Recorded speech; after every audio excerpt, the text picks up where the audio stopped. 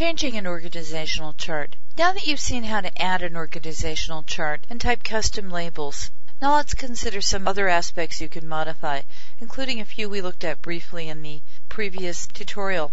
Look over at the organizational chart toolbar and locate and click on the auto format icon that appears here. Once you do that, it opens up the organizational chart style gallery, and from here you can select from different options. This is the default option. You can choose an outline, a double outline. Just find one that you want and then click OK. You can modify it further from there, but this gives you a bunch of options you can select from, so select one and click OK.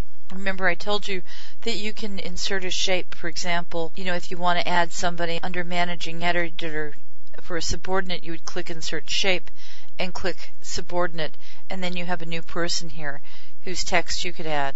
You could also have, something like that. You could also have an assistant for the special editor, and then it would give you a box here to list the assistant's name, and then you could later on add subordinates. You can also move this around a bit as you want. As I showed you before, you can click on something and click Delete to remove it too. So for example, if you didn't need this, you'd click Delete and it would disappear. What if you need to modify the overall layout itself? You can go to the Layout, and again, as I showed you before, select some of the basic layout options that are available to you. If you want to change the scale of the size of the organizational chart, click the down arrow here, and you can either make it larger or smaller.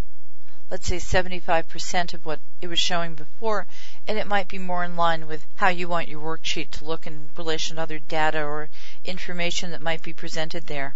And what if you want to just remove the organizational chart that you've now created and inserted? Click upon it and then press the Delete key on your keyboard. Make certain it's all highlighted and then press Delete, and it's gone.